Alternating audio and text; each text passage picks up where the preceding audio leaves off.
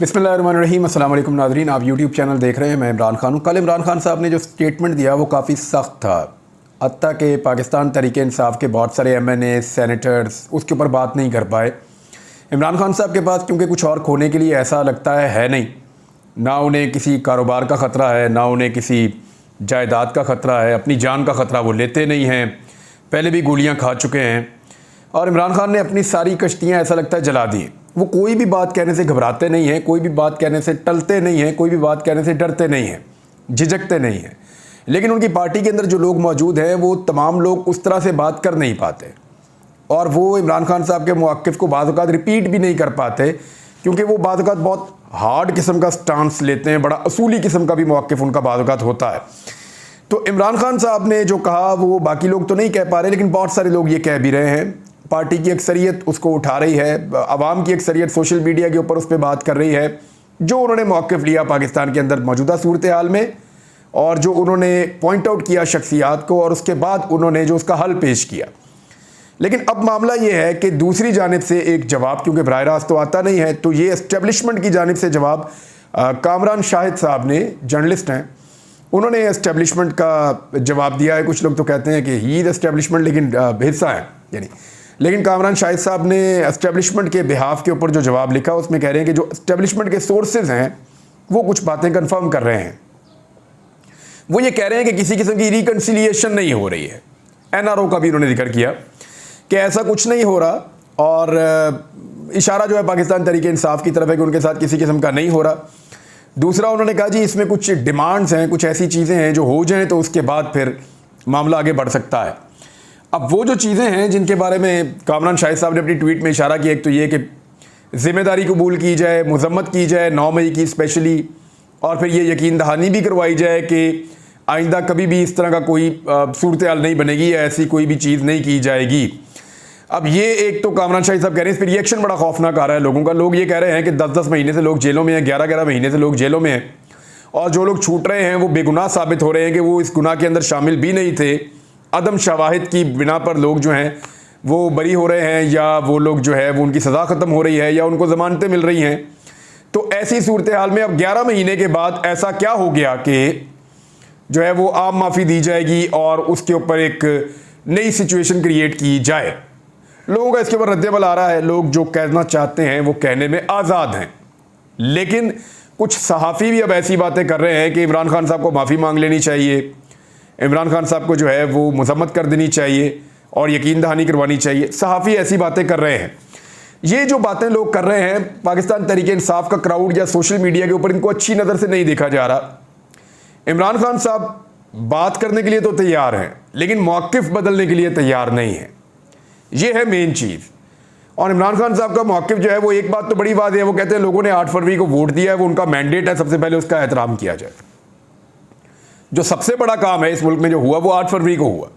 जो लोगों का मैंडेट है उसका एहतराम करें और आए बैठे फिर बात करते हैं। ये इमरान खान साहब का जो है वो मेन फोकस है। अब मामला ये है कि कामरान शाहिद साहब ने जो बात की, अगर इसको दुरुस्त मान लिया जाए कि इस वक्त पाकिस्तान तहरीक इंसाफ के साथ किसी किस्म की डील या ढील नहीं है, ये कामरान शाहिद साहब क्लेम कर रहे हैं, कुछ और सहाफ़ी भी क्लेम कर रहे हैं, और PMLN के लोगों ने और बाकी जमातों के लोगों ने अपने अपने मुकदमा जैसे ख़त्म करवाए थे वैसे इमरान खान साहब के मुकदमे ख़त्म नहीं हो रहे। अगर वैसे ख़त्म हो रहे होते तो ये सारे कह रहे होते कि डील हो रही है। एक तरफ सब लोग ये कह रहे हैं कि इमरान खान साहब के साथ कोई डील या कोई ढील नहीं है, और दूसरी तरफ ये कभी नहीं कह सकेंगे कि इस वक्त जो मुकदमात ख़त्म हो रहे हैं वो किसी डील या डील का नतीजा है। यानी इमरान खान के मुकदमात मेरिट पे ख़त्म हो रहे हैं। यहाँ पे इसको लॉक कर लेते हैं। जब ये प्रोपेगेंडा करेंगे तो यही चीज़ें निकाल कर इनको सुनाएंगे और इनको दिखाएंगे। अब आ जाए खैबर पख्तूनख्वा को दहशत गर्दों से तशबीह देने पर पाकिस्तान तहरीक इंसाफ ने मरियम नवाज़ के ऊपर तनकीद की है। उसकी वजह यह है कि मरियम नवाज़ साहबा, मैंने आपको पहले बताया था कि पंजाब में ये लोग बुरी तरह हारे हैं। PMLN का जो गढ़ होता था या जहाँ से ये हुकूमत बनाते थे वफाक में या सूबे में, ये पंजाब से बनाते थे। पंजाब से बाहर इनकी पार्टी पहले भी नहीं थी, थोड़ा बहुत हज़ारा डिवीज़न में थी, बाकी और कहीं इनकी पार्टी PMLN मौजूद ही नहीं थी। ये सिर्फ पंजाब की पार्टी थी, वो भी सेंट्रल पंजाब की। तो अब पंजाब भी इनसे छिन गया है, तो वो कोशिश ये कर रहे हैं इस तरह के बयान देकर कि जैसे पंजाब की ओनरशिप हमें मिल जाए। लेकिन पंजाब के लोग बहुत समझदार हो गए हैं, किसी भी जगह जाके आप पूछ लें तो फ़र्क है बिल्कुल। ये अभी शहबाज शरीफ साहब ने जहाज़ में बैठे और जहाज़ के अंदर जो मेरी इतला के मुताबिक जितने भी लोग उस जहाज़ में सवार थे, कमर्शियल फ़्लाइट का इस्तेमाल तो किया है, लेकिन उस सारी फ़्लाइट को अपने लोगों से बुक किया है। यानी जितने भी लोग शहबाज शरीफ के साथ गए हैं सऊदी अरब तक उस कमर्शियल फ़्लाइट में, वो शहबाज शरीफ साहब के अपने ब्यूरोक्रेट, अपने करीबी लोग, अपने फैमिली फ्रेंड्स, उनके सारे बच्चे और उनकी फैमिलीज थी, जिनको शहबाज शरीफ जहाज़ में हाथ शात लगा के तो ये कॉन्फिडेंस शो कर रहे थे कि मैं पब्लिक में जा सकता हूं।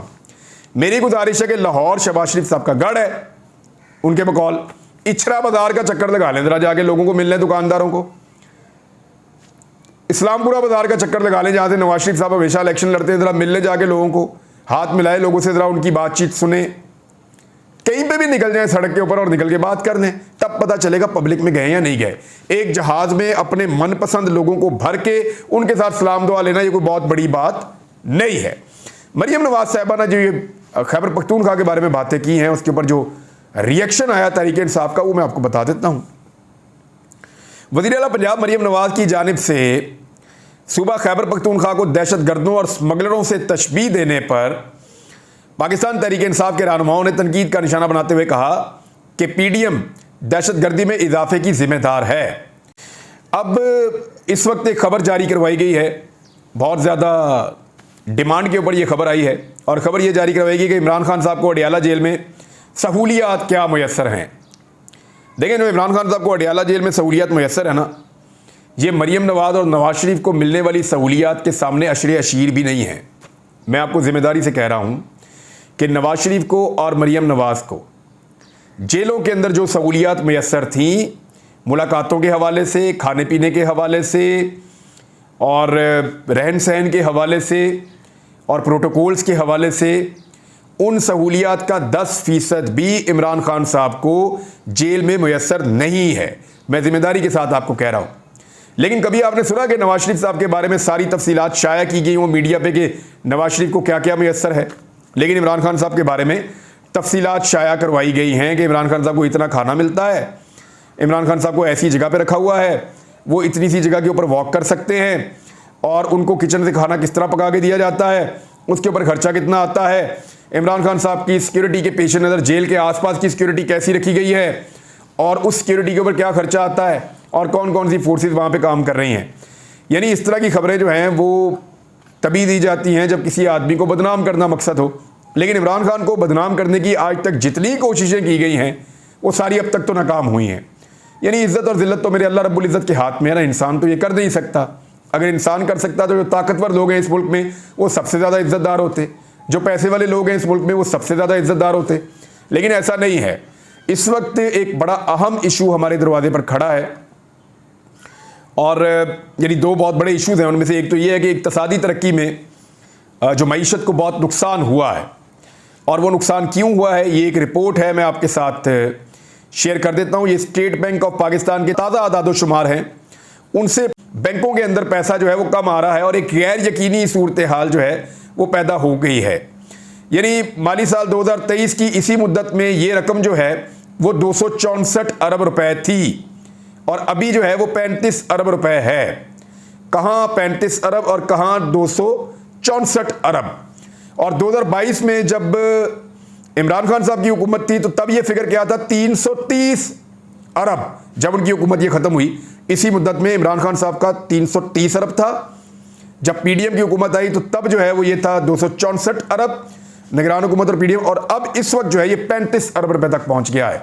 लगातार पाकिस्तान का निजी शोबा या प्राइवेट कारोबार करने वाले लोग वो पाकिस्तान के अंदर से अपना जो शराकत है या उनका जो हिस्सा है पाकिस्तान की तरक्की के अंदर वो कम करते जा रहे हैं। ये बहुत अलार्मिंग है। पाकिस्तान से बहुत सारे ऐसे लोग जो ना सिर्फ कारोबारी हैं, जो हुनरमंद हैं, जो पाकिस्तान को चलाने वाले लोग हैं, बहुत सारे लोग बड़ी तादाद में, मिलियन में पाकिस्तान को छोड़कर पाकिस्तान से बाहर दूसरे मुल्कों में मुंतकिल हो गए हैं, और ये भी पाकिस्तान के लिए एक बड़ी अलार्मिंग खबर है।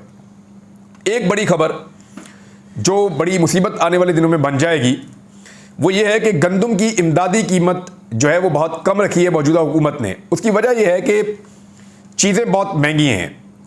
यानी जो किसान इत्तेहाद या किसानों से रिलेटेड जितने भी रहनुमा हैं उनसे बातचीत हुई तो उन्होंने कहा कि हमें बहुत मार दी जा रही है। गंदम फी एकड़ के ऊपर जो इस मरतबा लगाई गई है, बीज महंगा हो गया है, यूरिया महंगी हो गई है, डीएपी महंगी हो गई है, डीजल बहुत महंगा हो गया है, जिससे वो इमदादी कीमत 3900 रुपया मुकर्रर की और पिछले साल जो है वो ये कीमत 4000 थी। यानी पिछले साल से गंदम इस साल ज़्यादा महंगी लग रही है, ज़्यादा किसान की कॉस्ट बढ़ गई है, लेकिन गंदम की जो कीमत है हुकूमत ने इमदादी कीमत कम कर दी है, 4000 से 3900 कर दी है। जबकि किसान का मुतालबा है कि कम से कम इसकी कीमत 5000 रुपये फी मन रखी जाए। लेकिन अब किसान जो है, देखें, ये महंगाई तो आएगी जब यूरिया महंगा है, डीएपी महंगी है, बीज महंगा है, जब ट्रैक्टर चलाने के लिए डीजल महंगा है, जब तमाम पुर्जे महंगे हो चुके हैं, ट्रैक्टर भी महंगे हो चुके हैं, ज़मीन का जो किराया है या उसका जो ठेका है वो भी महंगा हो चुका है, बाहर मजदूर की मजदूरी महंगी हो चुकी है, जो लोग ज़मीन पे काम करने वाले हैं वो भी ज़्यादा पैसे मांग रहे हैं, जो कटाई करने वाले लोग हैं वो भी ज़्यादा मुनाफा मांग रहे हैं। तो ऐसी सूरत में कैसे मुमकिन है कि किसान उसी कीमत के ऊपर या उससे कम कीमत के ऊपर गंदम को बेचे? तो किसान की तो कमर तोड़ दी है जो सूरत हाल इस वक्त हुकूमत ने पैदा कर दी है। किसान ये कह रहे हैं कि हम एहतजाज करेंगे, वो ये कह रहे हैं कि हम रैली निकालेंगे, जलसा करेंगे, जुलूस करेंगे, हम एहतजाज करेंगे, हम इस सिलसिले को यहाँ रुकने नहीं देंगे, हुकूमत को गंदम की इमदादी कीमत में इजाफा करना पड़ेगा। इमरान खान साहब को नाज़रीन जेल के अंदर 246 दिन आज मुकम्मल हो गए हैं और पाकिस्तान की पॉलिटिक्स जो है वो आज भी उनके इर्द गिर्द घूम रही है, ये मैं आपको पहले भी बता चुका हूँ। लेकिन जो बड़े मामलात हैं पाकिस्तान में इस वक्त 2-3 वो मैं आपके सामने रख देता हूँ जो ये डिसाइड करेंगे कि पाकिस्तान किस सिमत जाएगा ईद के बाद। नंबर 1, जजेस ने जो ख़त लिखा है सुप्रीम कोर्ट ऑफ पाकिस्तान को, वो ख़त और वो केस। नंबर 2, फॉर्म 45, फॉर्म 47, इसके ऊपर जो इलेक्शन ट्रिब्यूनल्स हैं वो किस तरफ लेके जाते हैं पाकिस्तान को, इस पे डिपेंड करता है कि पाकिस्तान ईद के बाद कहाँ जाएगा। यानी हाई कोर्ट के जजेस हैं ये जिनके बाद ये मामला जाएंगे, फॉर्म 45 और 47 वाले। ये 2 चीज़ें होगी। तीसरा, जो अपोजिशन इस वक्त ग्रैंड अलाइंस बना रही है एहतजाजी तहरीक चलाने के लिए, वो ईद के बाद क्या रुख इख्तियार करती है, ये 3 चीज़ें तय करेंगी कि पाकिस्तान किस तरफ जाएगा। और फिर इन सब के मुकाबले में सिर्फ एक ऐसी चीज़ है कि अगर इमरान खान रिहा हो गए तो फिर मुल्क कहाँ जाएगा, ये सब जानते हैं। अब तक के लिए इतने, अपना ख्याल रखिएगा, अपने चैनल का भी। अल्लाह हाफ़िज़।